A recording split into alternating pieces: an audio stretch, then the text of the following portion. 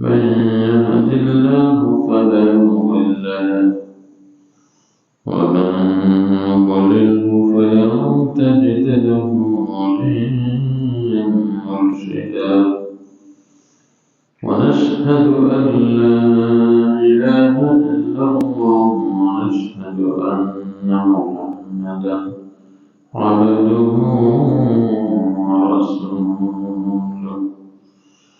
الذي أرسله بالحق بشيرا ونذيرا وداعيا إلى الله بإذنه وسراجا منيرا فقد قال الله تعالى في كلامه المجيد والفرقان الحميد أعوذ بالله من الشيطان الرجيم بسم الله الرحمن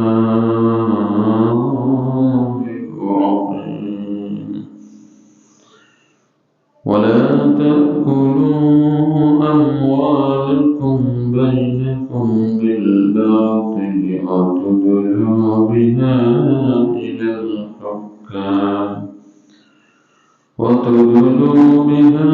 إلى الحكام لتأكلوا فريقا من أموال الناس بالإثم وأنتم تعلمون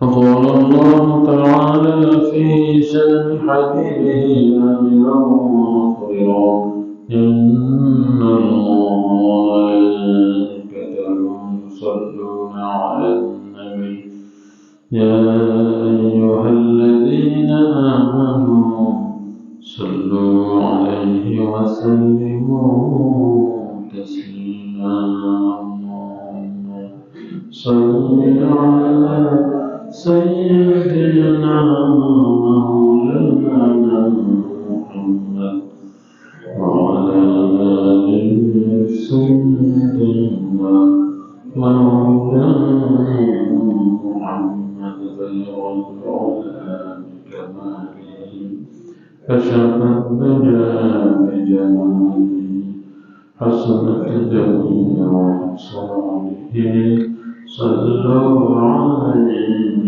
وآله محمد سيد الكونين والثقلين والفريقين من عرب ومن عجم بلغ العلا بكماله كشف الدنيا بجماله حسنت جميع صالحه صلوا عليه وآله هو الحبيب الذي ترجى شفاعته لكل هول من الأهوال مقترب بلغ العلا بكماله كشف الدجى بجماله حسنت جميع خصاله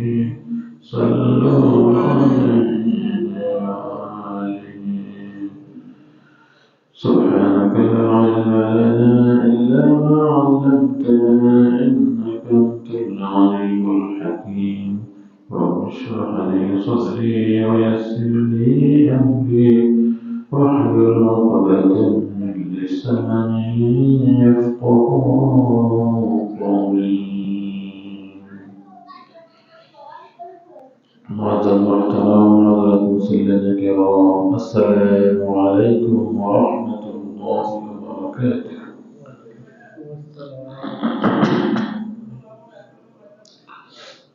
সর্বপ্রথম অসংখ্য গুণিত শুকরিয়া আদায় করছি সেই মহান রব্বুল আলামিনের, যিনি আমাদেরকে শীতের এই দিনে তারই পবিত্র ঘর জান্নাতের টুকরা মসজিদে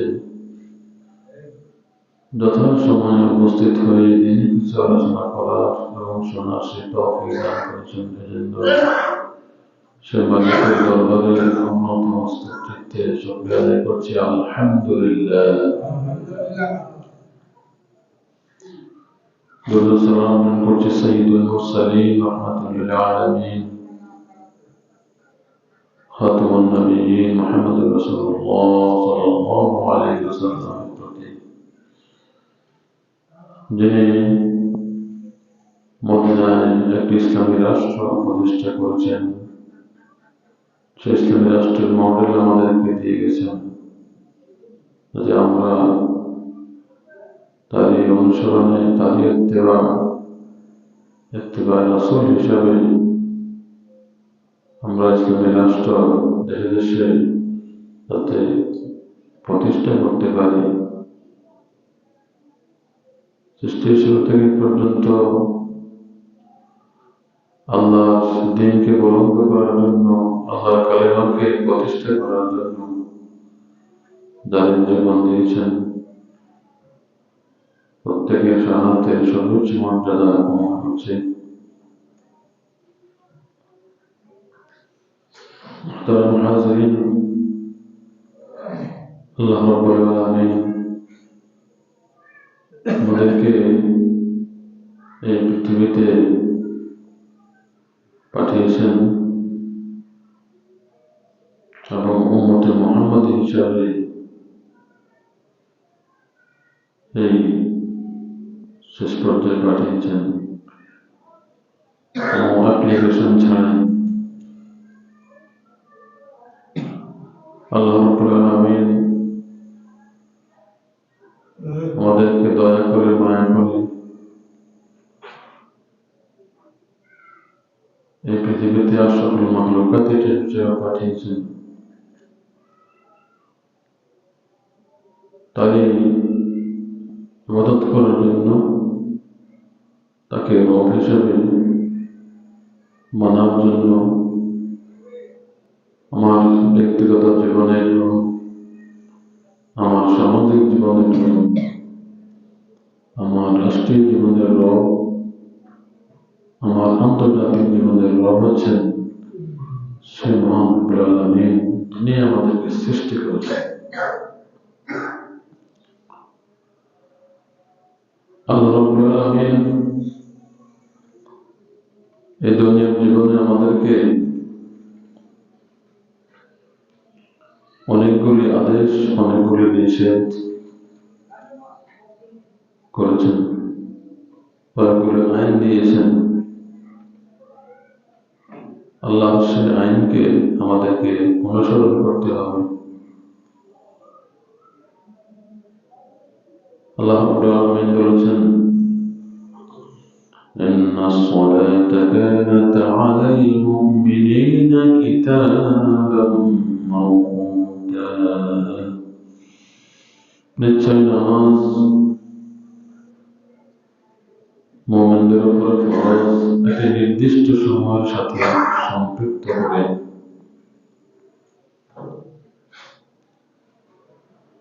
দৈনিক 5 ওয়াক্ত নামাজ আল্লাহ রাব্বুল আলামিন আমাদের উপর ফরজ করেছেন। আর এই নামাজ এর সময়টা ভাগ করা আছে।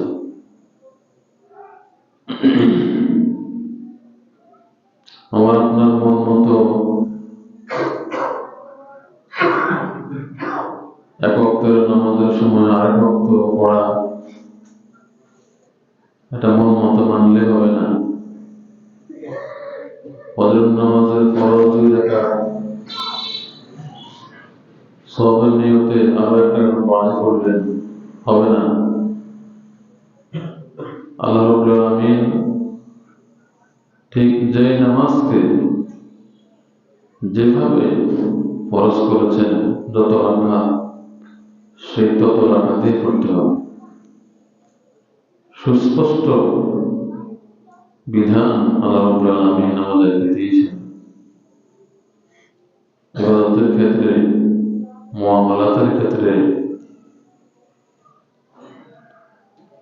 তেমনি মুআমালাতের একটি অংশ হচ্ছে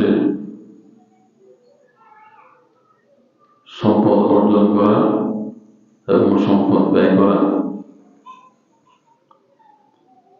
আল্লাহ রাব্বুল আলামিন প্রশ্ন করবেন, হে বান্দা, সম্পদ কোন পথ থেকে অর্জন করেছো? তোমার সম্পদ অর্জনের উৎস কি ছিল? হালাল ছিল না হারাম ছিল? বা সম্পদ ব্যয় করার যে কাজ সম্ভব সেগুলি কি হালাল ছিল না হারাম ছিল? এ বিষয়ে আল্লাহ রাব্বুল আলামিন আমাদেরকে প্রত্যেককে জিজ্ঞাসা করবেন। এই প্রশ্নের উত্তর দেওয়া ছাড়া আমরা কাল কিয়ামতের ময়দানে আমাদের কদম নাড়াতে পারবো না। হাদিস শরীফে এভাবে বসে আসছে।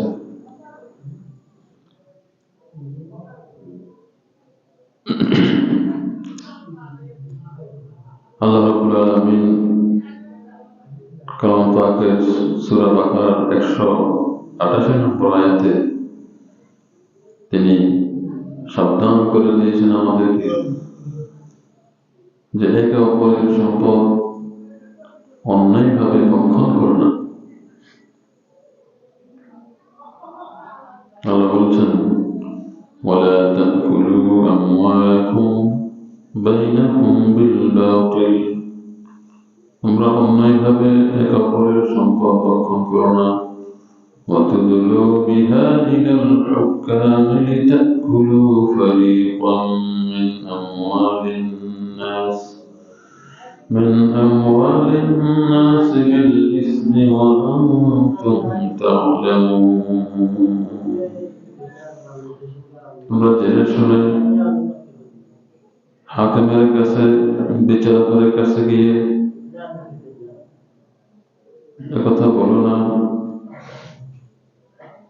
যে এই সম্পদ আমার অমুকে নিয়ে গেছে, দখল করেছে, অথচ তুমি জানো যে ওরা তোমার না। জেনে শুনে অপরের সম্পদ দখল করার জন্য বিচারকের কাছে তোমরা যেও না এবং একে অপরের সম্পদ অন্যায়ভাবে দখল করো না। আল্লাহ রাব্বুল আলামিন সূরা নিসা 29 নম্বর আয়াতে বলেছেন, ইয়া আইয়ুহাল্লাযীনা আমানু লা তাকুলু আমওয়ালাকুম বাইনাকুম বিল বাতিল, হে বান্দারা, লা তাকুলু আমওয়ালাকুম, তোমরা একে অপরের সম্পদ খেও না, বাইনাকুম বিল বাতিল, অন্যায়ভাবে একে অপরের সম্পদ ভক্ষণ করো না। ইল্লা আন তাকুনা তিজারাতান আন তারাদিন মিনকুম, তবে সিস্টেম হচ্ছে ব্যবসায়ের মাধ্যম, যদি উভয়ের সম্মতিতে ব্যবসায়ের মাধ্যমে যদি সম্পদ অর্জিত হয় তাহলে কোনো সমস্যা নেই। একটা জিনিস ব্যবসায়ী কিনছে এত টাকা, বিক্রির সময় একটু বেশি হবে, এটা স্বাভাবিক। কিন্তু অস্বাভাবিকভাবে মজুতদারি করে বিভিন্ন পণ্যের বাজারে ঘাটতি দেখিয়ে পণ্যের সংকট সৃষ্টি করে সেই সম্পদের মূল্যকে ঊর্ধ্বমুখী করে মানুষের পকেট কেটে নিজের পকেটে নেয়া, এটা সম্পূর্ণ হারাম। আল্লাহ রাসূল সাল্লাল্লাহু আলাইহি ওয়াসাল্লাম সতর্ক করেছেন, তিনি মজুতদারিকে হারাম করেছেন, ব্যবসাকে হালাল করেছেন, আর সুদকে হারাম করেছেন। আল্লাহ রাব্বুল আলামিন বলেছেন, আহাল্লাল্লাহুল বাই'a ওয়া হাররামার রিবা, আল্লাহ বেচা কিনাকে হালাল করেছেন এবং ব্যবসাকে হালাল করেছেন আর সুদকে হারাম করেছেন। সুদ হচ্ছে অবৈধভাবে অর্জিত সম্পদের একটি মাধ্যম। এমনিভাবে আল্লাহ রাব্বুল আলামিন কালামে পাকে এবং হাদিসে তার রাসূল সাল্লাল্লাহু আলাইহি ওয়াসাল্লাম অনেক সতর্কবাণী উচ্চারণ করেছেন। আল্লাহ রাব্বুল আলামিন বলেছেন সূরা বাকারা, الذين يأكلون الربا لا يقومون إلا كما يقوم الذي يتخبطه الشيطان من المس ذلك بأنهم قالوا إنما البيع مثل الربا وأحل الله البيع وحرم الربا فمن جاءه موعظة من ربه فانتهى فله ما سلف وأمره إلى الله ومن عاد فأولئك أصحاب النار هم فيها خالدون. رب العالمين يتبوشن الذين يأكلون الربا درسوا الآية لا يقومون إلا كما يقوم الذي يتخبطه الشيطان من المس কালকিয়ামতের ময়দানে তারা দাঁড়াবে মাতাল ব্যক্তির মতো, পাগলের মতো কালকিয়ামতের ময়দানে তারা উঠবে যেন শয়তান তাদেরকে স্পর্শের মাধ্যমে মাতাল করে দিয়েছে। الذين يأكلون الربا لا يقومون إلا كما يقوم الذي يتخبطه الشيطان من المس ذلك بأنهم قالوا এটা কি জন্য করবে? তারা কি বলেছিল? ইন্নামাল বাইউ মিসলুর রিবা, বেচা কিনা তো সুদের মতো।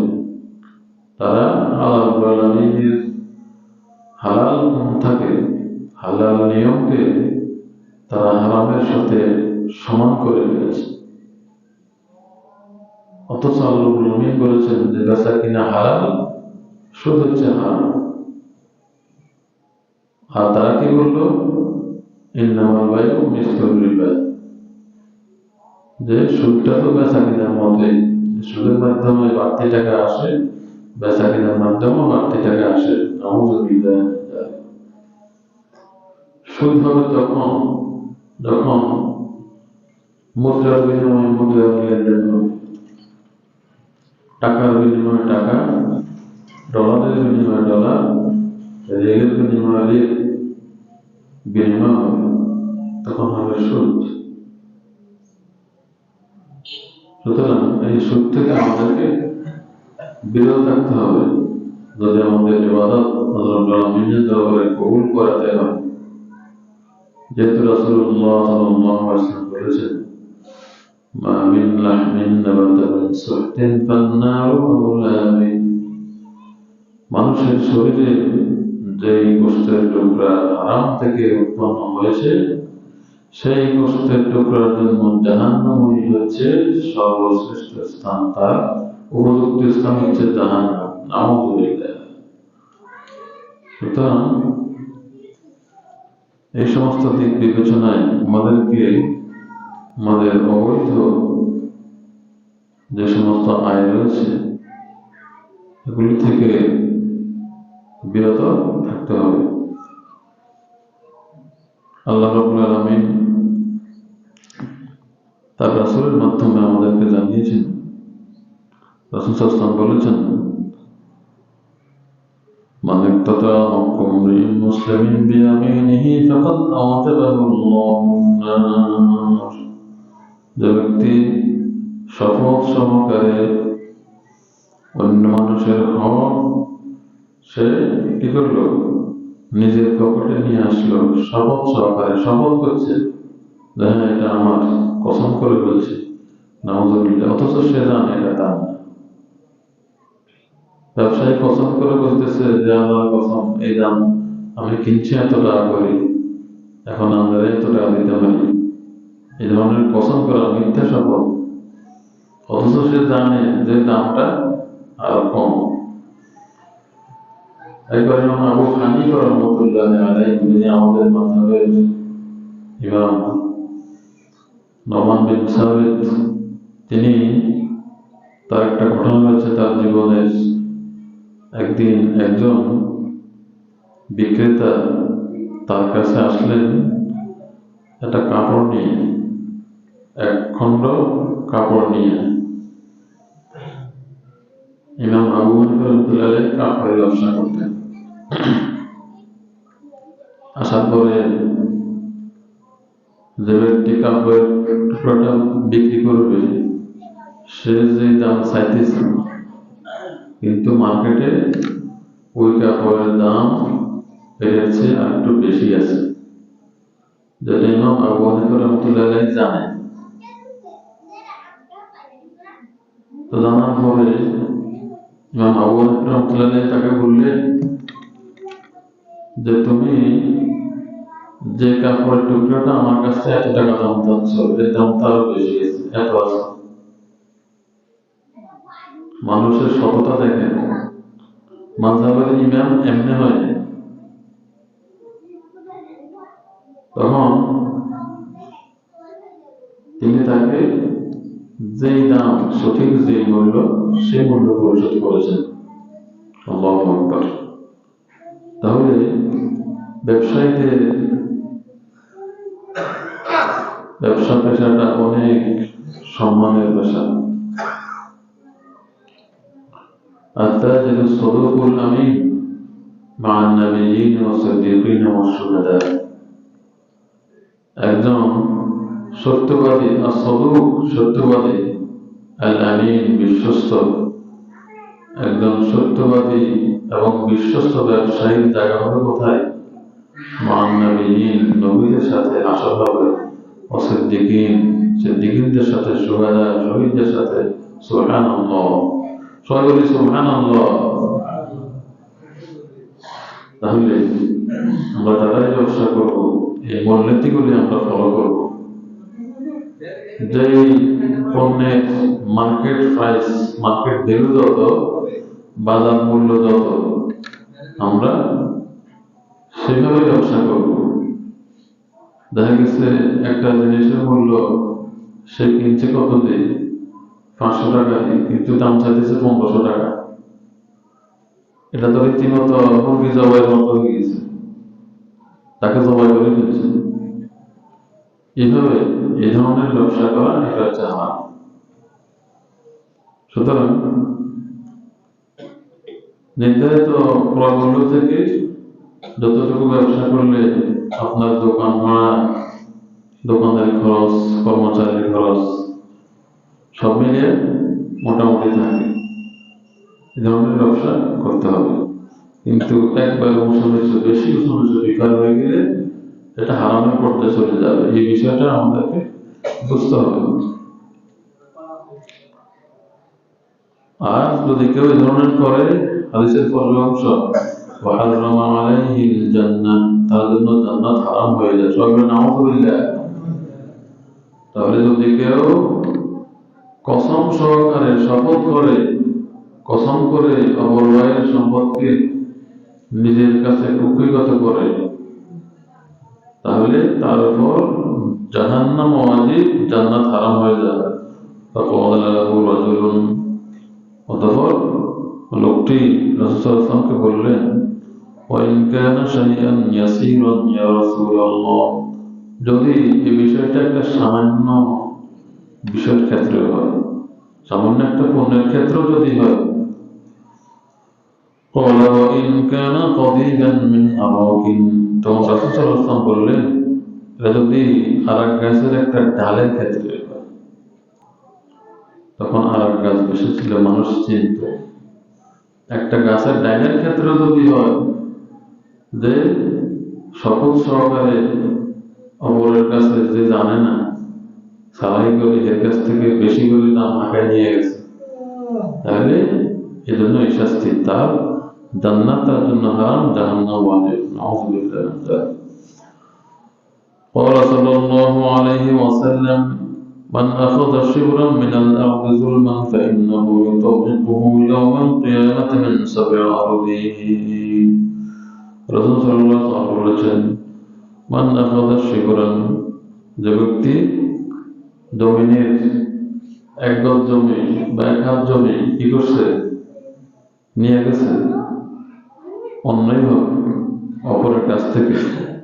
فإنه يطوقه يوم القيامة عن سبع أراضين, তার 7 ভাগ জমি তার কাঁধের মধ্যে চাপিয়ে দেওয়া হবে কিয়ামতের ময়দানে। আউযু বিল্লাহ, নাউযু বিল্লাহ। তাহলে রাসূল সাল্লাল্লাহু আলাইহি ওয়াসাল্লাম অনেক হুঁশিয়ারি উচ্চারণ করেছেন, কিন্তু রাসূলের এই ধরনের হুঁশিয়ারি সত্ত্বেও যারা এই কাজগুলি করে তাদেরকে একথা মনে রাখতে হবে যে আখিরাত আসবে, কিয়ামত আসবে, মৃত্যুর পর একদিন আখিরাত হবে। সকল পরিস্থিতি উলামায়ে কেরাম সতর্ক করছে আল্লাহ রাব্বুল আলামিন কালাম পাকে এবং হাদিসে, যে সতর্কবাণী উচ্চারণ করেছেন যে মৃত্যুর পরে একটা জীবন আছে, এই জীবনের প্রতি বিশ্বাস রাখতে হবে। তাহলে বিশ্বাস যদি কারো থাকে তাহলে সে এই ধরনের কাজ করতে পারে না। বিশেষ করে যারা এতিমের সম্পদ ভক্ষণ করা সবচেয়ে মারাত্মক অপরাধ। যেমন এতিম যদি মারা যায়, একজনের ভাই মারা গেছে, ধরেন তার নাবালিক বাচ্চারা আছে, এখন নাবালিক বাচ্চারা সম্পদের মালিক, কিন্তু তারা তো কিছু বুঝে না। এখন তাদের সম্পদের রক্ষণাবেক্ষণ করা, তাদের ব্যয়ভার বহন করা সবগুলি ধরেন মৃত ব্যক্তির ভাইয়ের উপর চলে গেল, তখন তাদের সম্পদকে এভাবে 9 দিয়ে তাদেরকে বুঝিয়ে দিয়ে বক্ষণ করা যাবে না। আল্লাহ রাব্বুল আলামিন সেটা বলেছেন, ইন্নাল্লাযীনা ইয়াকুলুনা আমওয়ালাল ইয়াতামা যুলমান ইন্নামা ইয়াকুলুনা ফী বুতুনিহিম নারা ওয়া সায়াসলাউনা সাঈরা। ইন্নাল্লাযীনা ইয়াকুলুনা আমওয়ালাল ইয়াতামা যুলমান, নিশ্চয় যারা জুলুম করে, অন্যায়ভাবে এতিমের সম্পদ ভক্ষণ করে, ইন্নামা ইয়াকুলুনা ফী বুতুনিহিম নারা, তারা তাদের পেটের মধ্যে আগুন ভর্তি করে। নাউযু বিল্লাহ। পেটের মধ্যে কি ভর্তি করে? আগুন। পেটের ভিতরে আগুন ঢুকায়, মানে হারাম মাল খাওয়া মানে কি পেটের ভিতরে আগুন ঢুকায় নেওয়া। ইন্নামা ইয়াকুলুনা ফী বুতুনিহিম নারা ওয়া সায়াসলাউনা সাঈরা, আর তারা অচিরেই তারা জাহান্নামে প্রবেশ করবে, জাহান্নামের লাকড়ি হয়ে যাবে। আর জাহান্নামের লাকড়ি কি দ্বারা? জিন এবং ইনসান এবং পাথর দিয়ে জাহান্নাম ভর্তি করা হবে। সুতরাং আমরা নিজেদেরকে জাহান্নামের লাকড়ি বানাবো না। আমরা আমাদের সম্পদ উপার্জন এর খাতসমূহ যাতে হালাল হয় আমরা সেদিকে লক্ষ্য রাখবো, এবং আমাদের সম্পদ ব্যয়ের খাতটা যেন হালাল হয় আমরা সেদিকে লক্ষ্য রাখবো। কোনো অবৈধ কাজে সম্পদ ব্যয় করবো না। সিগারেট যে টাকাতে কিনেন ওই টাকা কিন্তু ব্যয় করা কিন্তু হারাম। আপনি সারাদিন রিক্সা চালাই কষ্ট করে টাকা উপার্জন করছেন, আপনার টাকা সবচেয়ে হালাল, কিন্তু এই টাকা দিয়ে 10 টাকা দিয়ে একটা সিগারেট কিনে খাইছেন, এটা কিন্তু আপনি হারাম পথে ব্যয় করছেন, আল্লাহর নিষিদ্ধ পথে ব্যয় করছেন, নিজেও ক্ষতিগ্রস্ত হয়েছেন। আশেপাশে যে বাচ্চারা রয়েছে, বিশেষ করে যে নিকোটিন যে পদার্থ সিগারেটের মধ্যে, ওটা বাচ্চাদের জন্য বেশি ক্ষতি করে, শিশু এবং মহিলা আশেপাশে যারা রয়েছে তাদের বেশি ক্ষতি করে। অকাল মৃত্যুর দিকে এটা একটু স্লো পয়জনিং, স্লো আস্তে আস্তে আপনাকে মৃত্যুর দিকে নিয়ে যাবে। আপনি আস্তে আস্তে অসুস্থ হয়ে যাবেন। দেখা গেছে শরীরের গুরুত্বপূর্ণ অর্গান যেগুলি ইম্পর্টেন্ট অঙ্গ প্রত্যঙ্গ, সেগুলি আস্তে আস্তে বিকল হয়ে গিয়ে মৃত্যুর দিকে নিয়ে যাবে। এটা জাস্ট মাদক দ্রব্যের মতোই। আসলে মাদক এই ধরনের হারাম। সমাজের মধ্যে যারা বাংলাদেশকে অস্থিতিশীল করে রাখতে চায় এবং যারা সমাজের যুব সমাজকে তাকওয়া এবং নৈতিকতার দিকে দিতে চায় না। কারণ যুব সমাজ যদি সতর্ক হয়ে যায়, তাকওয়াবান হয়ে যায়, তাহলে তাদের খানা নাই, তো খানা শেষ। এই জন্য মূলত বাংলাদেশকে যদি যুব সমাজ তাদের স্বাস্থ্য ঠিক থাকে, তাদের ব্রেন ঠিক থাকে, কর্ম উদ্দীপনা থাকে, কর্মটা হয়, তাহলে বাংলাদেশ অল্প সময় দাঁড়িয়ে যাবে। কিন্তু এটা যারা চায় না, তারাই মাদক দিয়ে, সিগারেট দিয়ে, এই স্বাস্থ্য বিধ্বংসী জিনিসগুলি দিয়ে, মদ দিয়ে যুব সমাজকে তথা দেশের মানুষকে হত্যা করার গোপন ষড়যন্ত্র করতেছে। এই বিষয়টা কিন্তু আমাদের যুবকদেরকে আমরা বুঝাইতে হবে। যারা সিগারেট, মাদক এই সমস্ত গ্রহণ করে, তাদেরকে এই সিগারেট খাইতে খাইতে কিন্তু মাদকের দিকে চলে যায়। সুতরাং এই বিষয়গুলি আমরা যদি সবাইকে সচেতন করতে পারি যে আসলে তোমাকে যে সিগারেট খাওয়াইতেছে, আসলে তোমার ভালো লাগে খাওয়াইতেছে না, তোমার স্বাস্থ্যহানির জন্য, সামগ্রিকভাবে বাংলাদেশকে গরিব করে রাখার জন্য। এই বাংলাদেশের উন্নতি যারা চায় না, তারাই এই মাদক আমদানি করে এবং সিগারেট আমদানি করে বিদেশ থেকে এই মানুষকে স্লো পয়জন আস্তে আস্তে বিপদের দিকে ঠেলার জন্য। এমনিভাবে আপনি সিগারেটের ব্যবসা করলেন, এটা কিন্তু হারাম। সিগারেটের ব্যবসা নিষিদ্ধ, এটা করা যাবে না। এখন আমরা যদি দেখলাম যে সারা দোকানে যা প্রোডাক্ট আছে, সিগারেট তো অল্প করতে হবে না ভাই, হাঁস দুধের মধ্যে এক ফোঁটা সোনাই যথেষ্ট। আপনার ইনকামকে হারাম করে দেওয়ার জন্য আপনি সিগারেটের ইনকামটাই কিন্তু যথেষ্ট। অথচ আপনি কষ্ট করে সারাদিন ব্যবসা করেন, একবার সকাল 6টা থেকে রাতে 12টা পর্যন্ত। চাকরিজীবীরা এত কষ্ট করে না, তারা 9টা থেকে 5টা শেষ। কিন্তু আপনি ব্যবসায়ী, আপনি সকাল 6টা বাজে চলে যান, কিন্তু এই সিগারেট বিক্রির মাধ্যমে কিন্তু আপনার ইনকামটা হারাম হয়ে যাচ্ছে। এই জিনিসটা প্রথমে উপলব্ধি করতে হবে, বুঝতে হবে যে আমি সিগারেট বিক্রির মাধ্যমে নিজের ইনকামটা হারাম করতেছি এবং আমাদের এলাকার যুব সমাজদেরকে আস্তে আস্তে মৃত্যুর দিকে নিয়ে যাচ্ছে। এই বিষয়টা যদি ব্যবসায়ীরা যখন উপলব্ধিতে আসবে, সবাই যখন এটা বুঝতে পারবে এবং এটা আমাদের দেশের বিরুদ্ধে বড় একটা ষড়যন্ত্র, এটা যখন বুঝতে পারবে ব্যবসায়ীরা, যুব সমাজ, সর্বস্তরের মানুষ, তখনই আমরা সচেতন হতে পারবো। আল্লাহ আমাদেরকে তৌফিক দান করুন, আমিন। আসসালামু আলাইকুম ওয়া রাহমাতুল্লাহি ওয়া বারাকাতুহু।